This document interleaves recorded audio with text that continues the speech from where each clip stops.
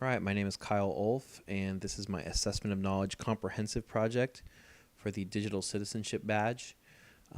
For my comprehensive project, I'm creating a presentation that I would give at a staff meeting to all of my fellow teachers on the subject of digital citizenship and how they can integrate it into their curriculum in small but meaningful ways that would raise the general level of digital citizenship amongst our students across the board. So let's begin that. All right, staff, welcome to our meeting today. Our topic for professional development today is digital citizenship. Now, as you all know, our students are members of a digital world. They've been born into it. They've never known a time without the internet. They've been on it and on their phones and on their digital devices their entire life. They're digital natives. The thing is that while they are familiar, very familiar with these technologies, they might not be completely familiar. They might lack some understanding about some of the nuances and finer points. And it's our job as educators to really give them that foundation and to give them the framework that will enable them to become better digital citizens. So what we're going to do today is we're going to go over a few different topics. I'm going to show how each of these topics can be integrated into your curriculum by various subject matter. Small things you can do, give you the tools to teach that. And then I'm also going to be showing websites and tools that you can use, and I'll email all those links out to you so that you can access that website easily instead of trying to copy down a long URL in the few seconds that you see it on the screen. So don't have to worry about any website names. I'll email them all back out to you. Just really focus on these different content areas and how they can relate to your coursework. Okay, so a brief overview. Digital citizenship encompasses a few different areas, and these are the areas that we're going to go over today. The first section that we're going to look at is communication and etiquette, because this is what the majority of our students are doing with the internet, with their phones, with this digital world, is communicating with one another, sharing ideas and information. So communication and etiquette will be the first section. Second section is literacy, digital literacy, which has a big role for us in our school setting because a lot of that is about information, learning, verifying information for accuracy and for legitimacy. The third area we're going to look at is laws and rights, which students are going to be getting into more and more as they get older, especially now that we're writing essays and talking about plagiarism. Students, buy music, hopefully buy music, instead of downloading music illegally, software, copyright, citing sources, things of that nature in laws and rights. Another, especially for our seniors as they start to get older, commerce, digital commerce, buying things online. Every year, e-commerce gets bigger and bigger and bigger, whereas brick and mortar stores are falling further and further behind. And the last section that we'll look at is health, digital health, not only posture, but also addiction and mental well-being. And to wrap it all up, again, we'll talk about integrating into your coursework and get those links out to you guys. Okay, so let's begin.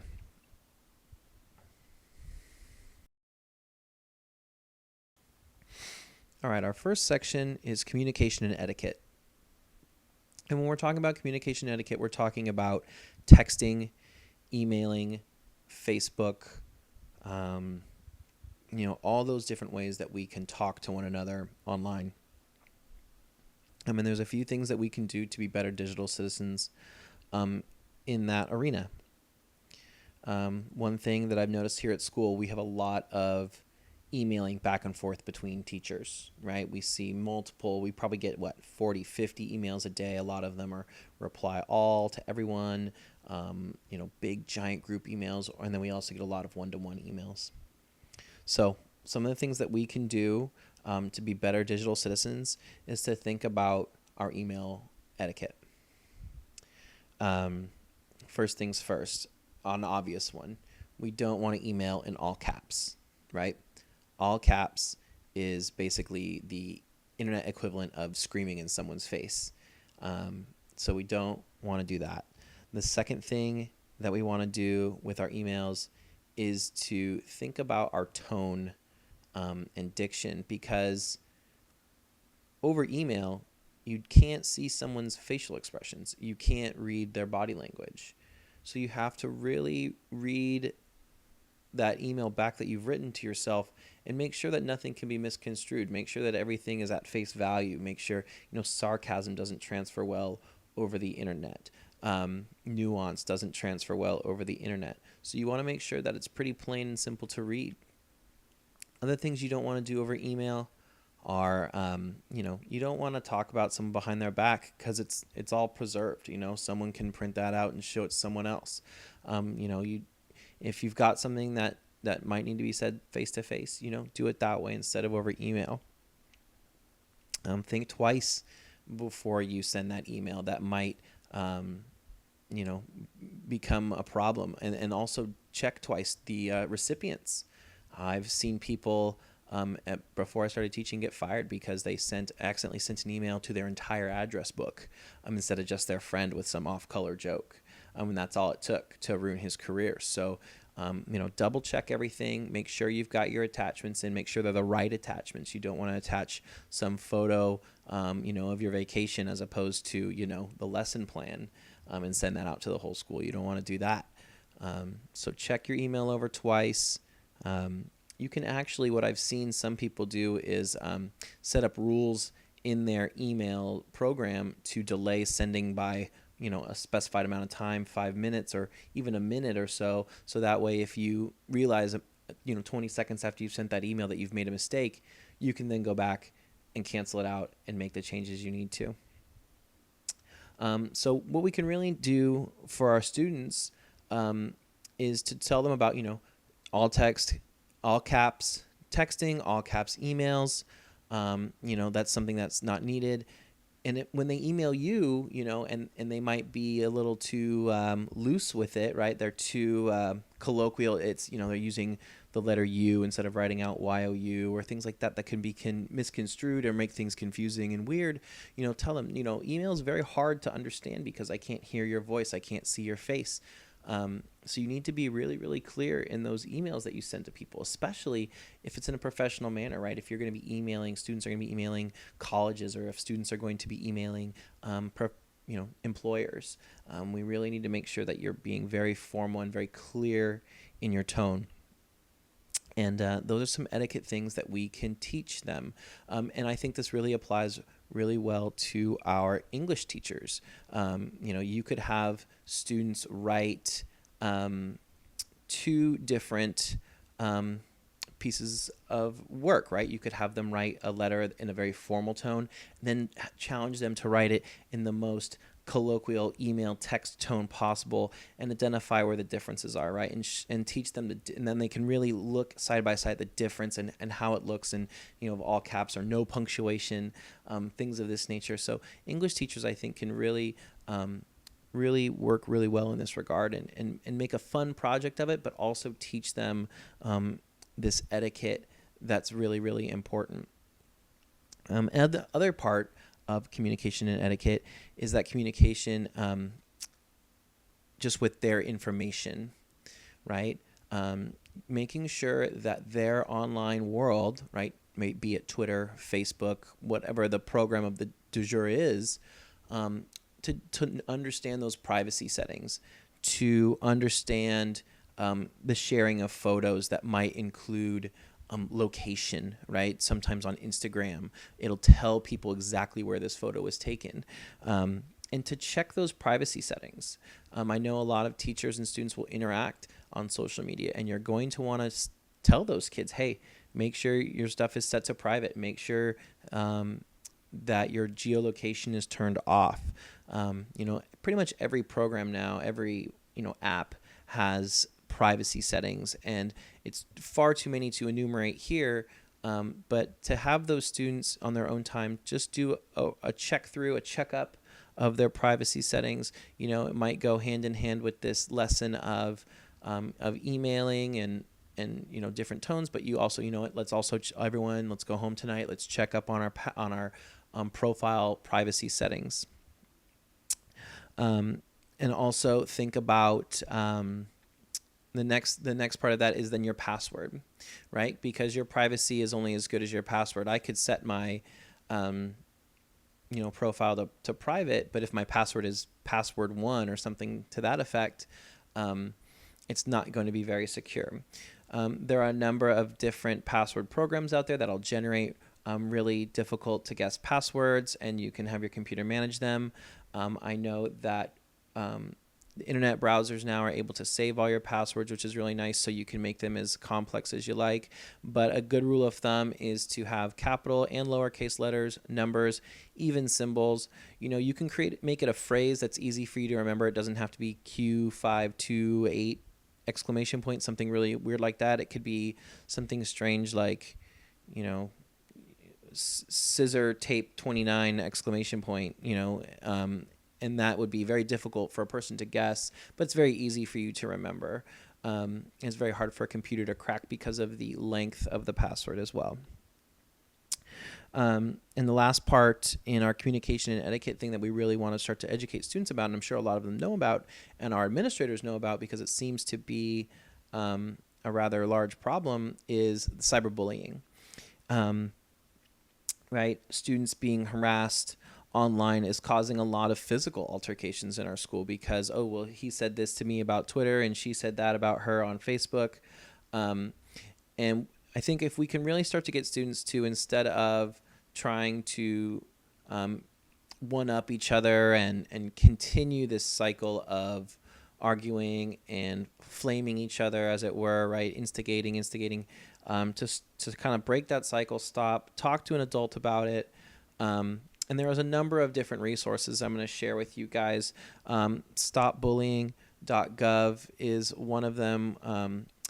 It's a great resource for students and teachers and parents especially to look at and find some things there, and you can definitely integrate that into a short one-day lesson about email etiquette, privacy checking, and cyberbullying. So I think that this communication and etiquette is kind of the framework. It's kind of that base layer that our students will really need in order to become better digital citizens. All right, so our next section that we're going to be talking about today with regards to digital citizenship is literacy. And this really comes into play when students are using the internet to learn about things. Because as we all know, the internet is a very open and unregulated place. And that means that information can be presented by anyone and appear factual. So we really need to teach our students about how to verify sources, how to check the source, make sure they're credible, and what sources are good for citing in their work, and especially sites like Wikipedia, right? A site that's editable by anyone to say anything, which is often the #1 result on Google when you're searching for some new bit of information. The Wikipedia page will often be the #1 result, and students will likely choose that first result. So we really need to make sure that they are knowledgeable about sourcing and citing their work. A great website that I've found for this is at Harvard, and I'll give you the link here, Using Sources at Harvard. And they give a lot of great information about how to verify and check your sources. So I think our science department would be really well served by including this early on in the school year, because obviously your kids will be doing a lot of research about topics, very specific topics that our books might not cover, and they have to go to the web for that and to check these things out. So here's some questions that you can have the kids ask about various sites to make sure that these sites are legit. The first thing to check to check if a site is legitimate or not is just to look at the name of the website, right? The URL. You can kind of tell the difference, because if a site is like a .com, that means it could be set up by anyone. If it's a .edu, it's going to be an academic website, right? Those edu addresses are reserved for universities. .gov, right? It's a legitimate government source that's going to have research to back it up. .org, .net, and some of those other ones, whatever. But they could be anyone. So if you're looking at .edus and .govs, those are going to be generally verifiable sources where the author, right? If you're looking at the vast majority of websites, .com, then you're going to have to dig a little deeper. You're going to have to search that website to see if there indeed lists an author, right? If it's just some crackpot in his basement, and it just has his name, whatever, that's not really helping me out. If it's a Dr. So-and-so who works at, the University of whatever, now we've got a little bit more understanding. Right? Then we can go further. We can check and see if that author is associated with an organization or an institution that has some qualifications and credentials with that subject, right? It's not just a guy talking about, well, I think stars are actually, pixies up in the sky, right? It's a person who's with a university or with some institution that knows about astronomy and things like that. And if you're looking to cite this information, then you're going to want to check and see if that publication is like peer-reviewed in a scholarly and professional way. Usually, if you don't see any kind of like link to an article or a review site, then you're going to know that it's not quite legit. It's just kind of their opinion as opposed to a fact, as opposed to something that is verifiable and quantifiable. Look at the About Us page on the website. Those will help you to see if they're associated with a group, if it's associated with some research group or educational group in some way, as opposed to just a person, site by Bill, that is not really going to be attributed to anything, and they're not held accountable to anyone. So look for these things as you are doing your research on the internet. Right? The best example, of course, is Wikipedia.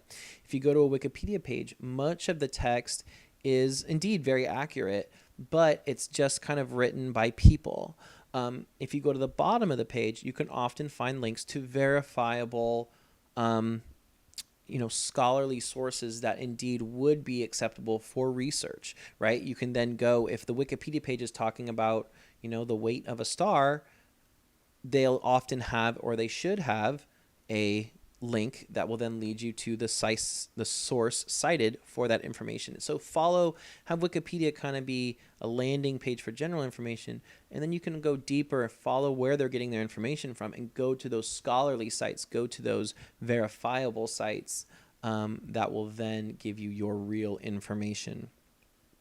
Right? And you want to make sure that you're not getting scammed by a site. I remember in the early days of the internet, right? If you put in too many O's in Yahoo, it would take you to this fake Yahoo site that just looked a little off, and they might get your password that way, or they might be able to scam you in some way. Or I think another one was if you go to martinlutherking.com, it's actually a site. You might go there thinking you're getting information about Dr. Martin Luther King, but in actuality, it's a site. It's a very racist and bigoted site that's telling untrue things about Dr. Martin Luther King. So you have to look at who is creating the site, who they're affiliated with, and look at the site. If something feels off, do a little bit of research about it.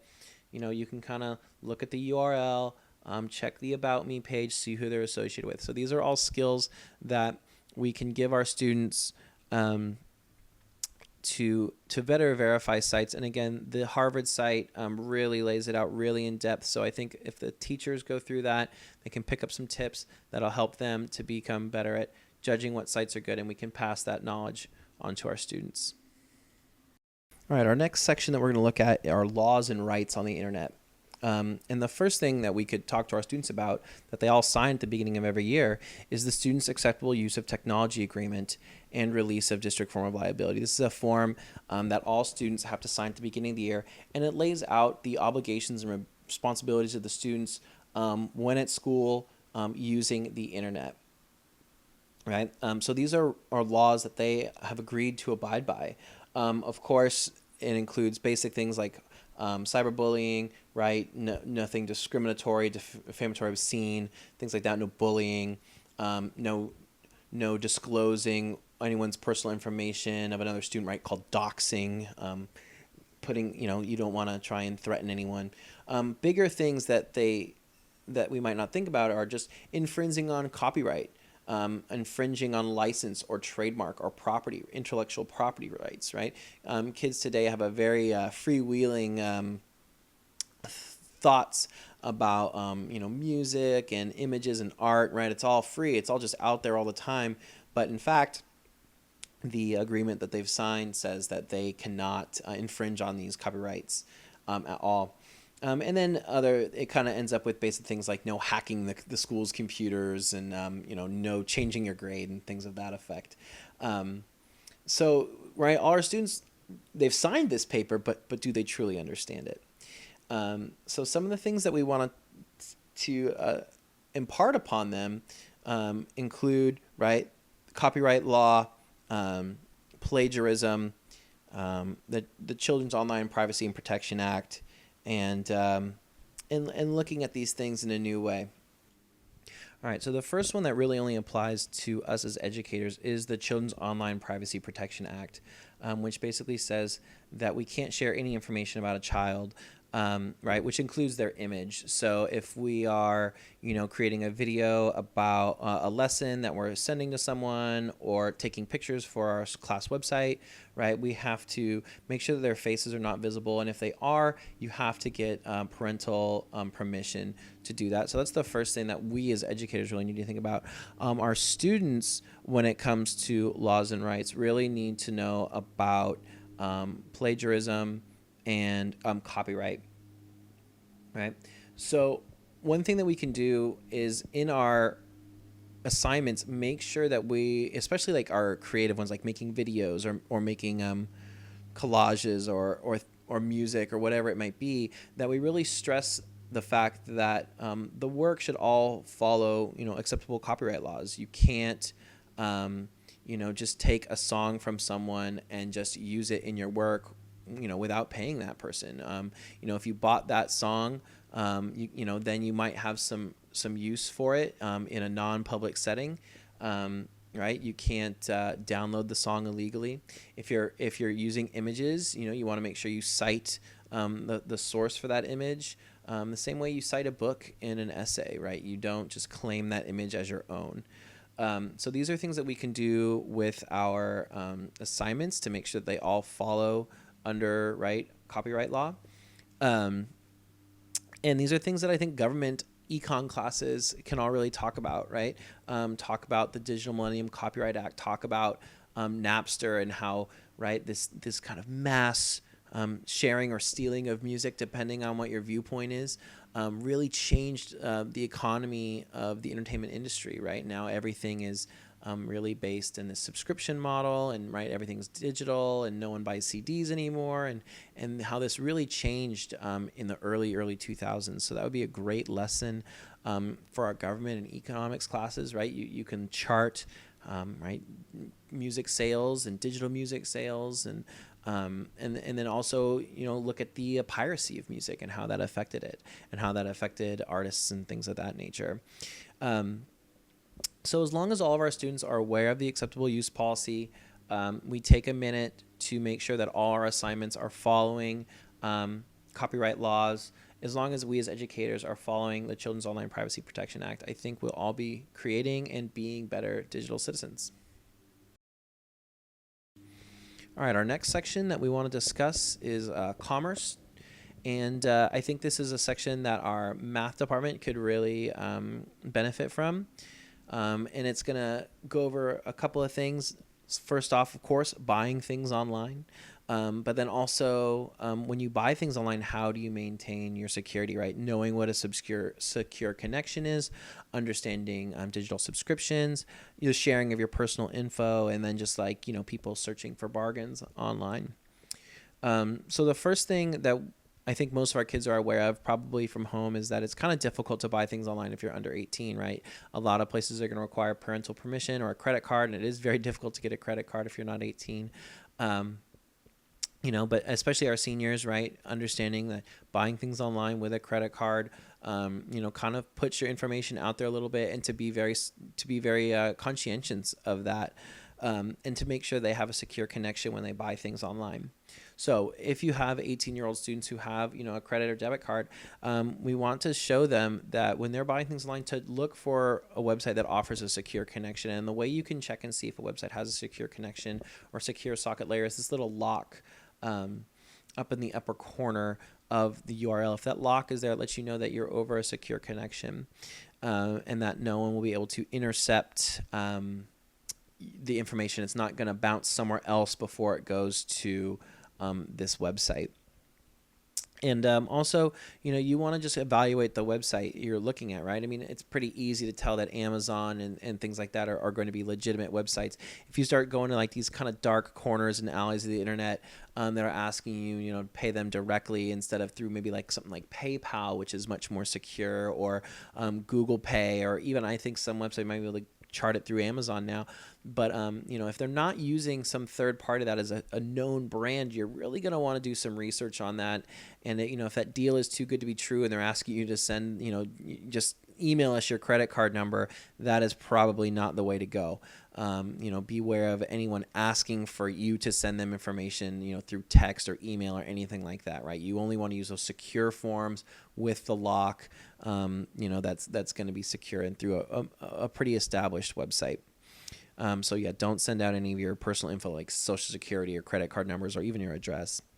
Another thing that students really, especially now, have to be aware of are subscription models, which is becoming a very prevalent trend on the internet now. Things like Spotify, Apple Music, Hulu, Amazon, Netflix, Amazon Prime. These things are all subscription based. So yeah, you might think, oh, $10 a month for for unlimited music from Spotify sounds pretty good, and they sign up for it for a month and then they forget about it. But every month their card is going to be charged that $10 for in perpetuity. So, make sure that they look when they're signing up for things for cancellation policies. Look for how easy it is to cancel. There's a penalty for canceling, what their policy on cancellation is.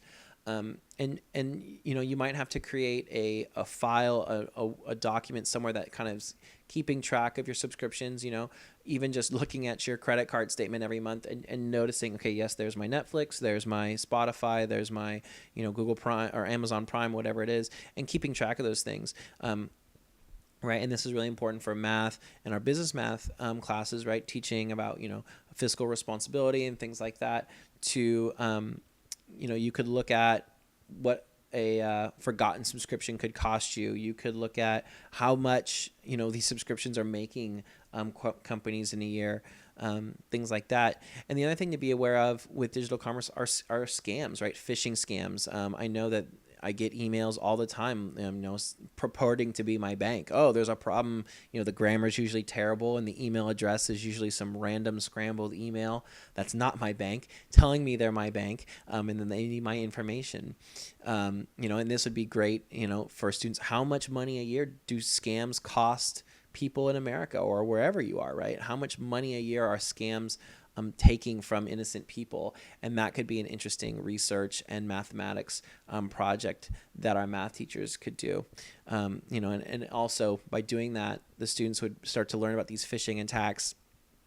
Right, they're fishing for information. They're putting lures out there, hoping you'll bite and send that information. And that might be an interesting way to keep our children, our students, a little safer in the digital world with regards to commerce.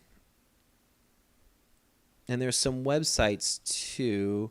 There's a website here that I'll give you from Norton that really helps you to avoid online fraud and identity theft. Identity theft is another thing, right? They don't have to get your credit card information. They could just get your personal information and start opening up new credit cards, which could be really, really detrimental to an 18-year-old, just starting their way in the world, and their credit score just gets pounded into the ground by someone opening all these credit cards and all these terrible things, and now it's very hard for them to buy a car or to rent an apartment or something to that effect.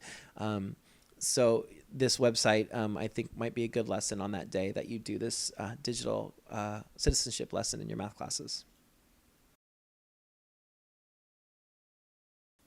All right, and our last section that we're going to go over is health, which, appropriate enough, I think our health teachers would be really well served by spending a day on. So with health, there's a few things we want to look at. One is like our physical health, right? Posture and taking breaks after sitting at a computer for a long time, which luckily I don't think too many of us suffer from, right? We're up, we're engaging with students. But before I was a teacher, right, I was working in an office and sat at a computer for many, many hours a day, and it can be taxing if you don't have good ergonomics. And the last thing that we're going to touch on with this is the mental health aspect, computer addiction, and just kind of falling into this digital world, and phones especially. Our teenage students are really the phones are their addiction these days, it seems like. So the first thing again is the posture. One of the things you want to do is make sure that your chair is at an appropriate height, right, at your desk. You want to make sure that your upper legs are parallel to the floor and your feet are flat. So adjust the height of your chair so that your legs are kind of going flat out and your feet are flat on the floor, right? You don't want your chair so high that your toes are only touching the ground. You don't want your chair too low that your knees are kind of above your hips while your feet are on the floor. That is not great. Hopefully you can adjust the height of your keyboard tray, right, so that your arm is kind of at a 90-degree angle. And then the biggest one that I've seen with teachers that I think would really help our posture, that was an easy fix, is the height of your computer screen. A lot of us put our computer screen right at our desk, and we're looking down at it, and that's putting a lot of strain on our necks. Just get a box or something to boost that computer screen up and get it eye level so you're looking straight ahead, and that'll really help with your neck and shoulders and probably knocked back a lot of headaches. Same thing. Another thing I used to get a lot of was headaches, which was eye strain for me, right? I'm looking at these bright computer monitors for hours and hours a day, and oh man, my eyes would kill me at the end of the day. So I actually found a program that would actually lock my computer for, I think I set it to be 5 minutes every hour on the hour, and there was no way I could disable it. I couldn't hit escape. I couldn't cancel it. It was locked. And so I'd get up, close my eyes, look at something far off in the distance. I'd go walk around outside for a few minutes, and that really helped to relieve my eye strain. So, you can use some programs. You can set a timer, to help you get up and away from the computer if you find yourself kind of sucked in on it for hours and hours on end. So I think if we really set up our workstations, and if you have a computer lab teachers, then make sure that the students adjust their chairs to the correct height and adjust the monitors to the right height. I understand the keyboards might not be as easy to do, but get those chairs correct and get the monitors right. It should be individual to the students. Okay, so let's really work on that in our computer classes. And in our health classes, let's really talk about that computer addiction, right? And it's really going to fall on kind of friends and family, I think. I don't know if students are really going to be able to objectively look at themselves. So we need to make sure, tell our students, hey, do you have a friend who might be kind of withdrawing from people and he's spending all of his time online, playing a game or just on Facebook or whatever it is all the time? You can look at times when people are posting things, right? If you see someone posting things at 3, 4 a.m., right?